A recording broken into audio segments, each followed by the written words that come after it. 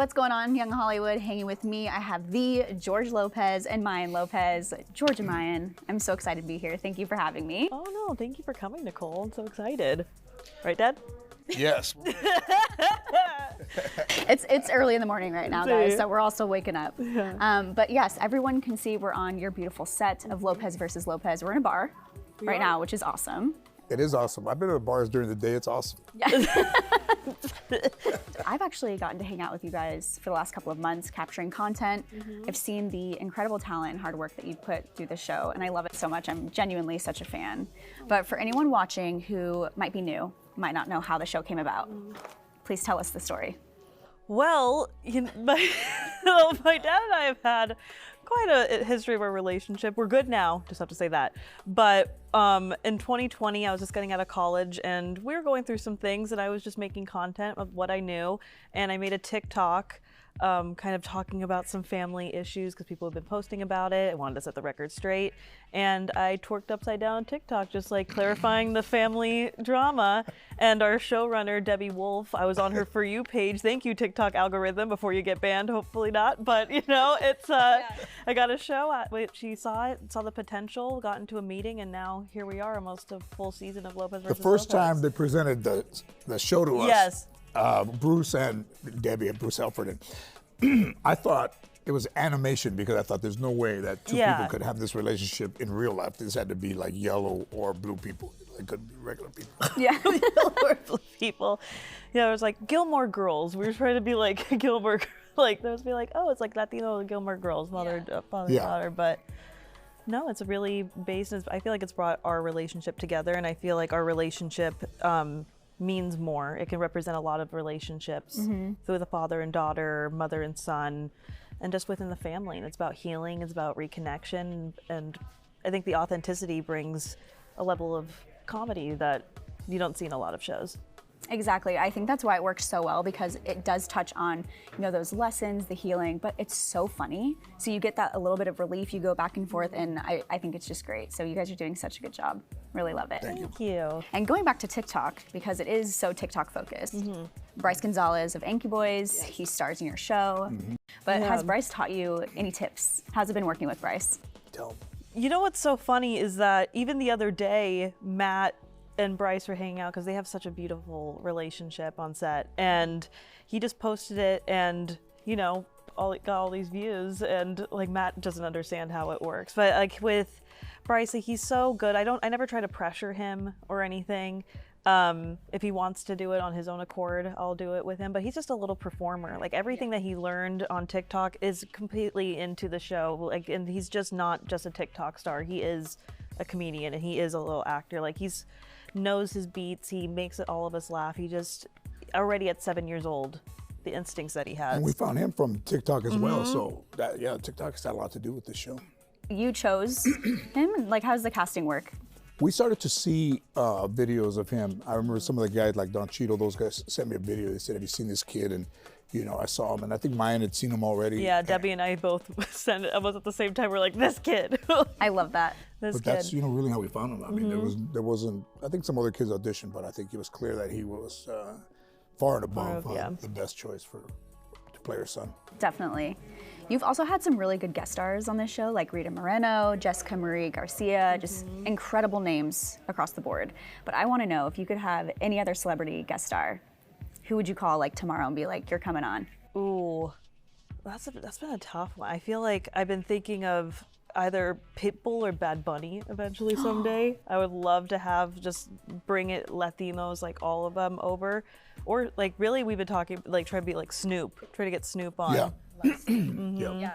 George, you have something with Snoop too, don't you? Yeah, I did Snoop's movie Underdogs, where he plays a high school football player who was very successful when he was young, and then his life doesn't really work out the way he thought, and he ends up being a football coach to this inner city team. And they explained it was like the Bad News Bears of football, but it's worse.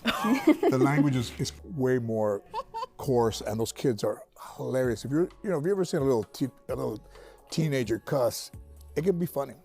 Yeah. Especially when they're running around a football field with Snoop in a purple suit. Yeah.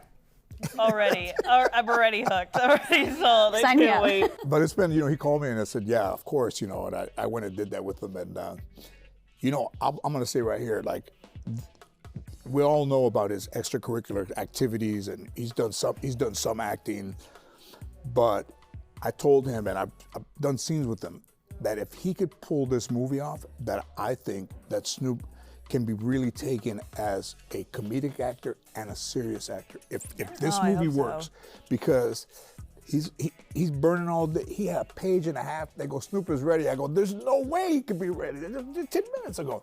Goes in there and he's got it all. He's got all the beats. So I'm gonna say that he can be incredible.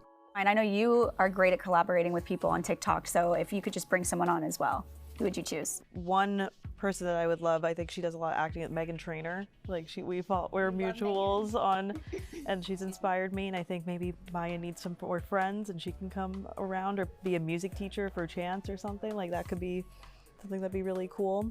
And just I just love her. She's always inspired me. And me, any girl that's wearing pajamas and then jumps and she's in a formal gown would be welcome. Charlie, Addison.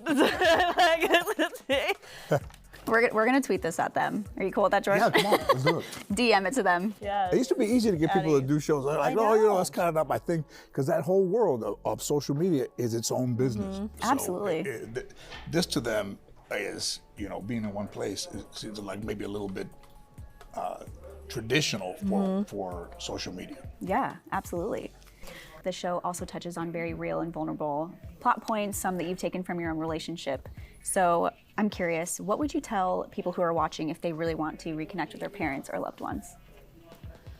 I would say for the parent that your experience of yourself may be different than what you thought your child experienced, but your child is experience that is valid, and you may not agree with what you did or your own choices. You have to be able to look aside from that and see how you hurt your child. And if you just listen to them, and something just as simple as what he has told me when I've shared, he's like, if I knew what that would have done to you or affected you, I would have never have done it. Something just as simple as that phrase is healing. Like I've heard, like my therapist said, it may have been your parents' mistake, but it's your responsibility. So you have to do your own healing. It's not just someone saying those words. It's not going to heal everything. You have to create your own healing. But I think with a parent, just hearing your child and just accepting, that means a lot. Yeah, absolutely. And I would say for a parent who's estranged from their child is not to give up, even to leave messages, even if you know that you're not going to get a message back, because you're pretty sure that they're going to listen to that message.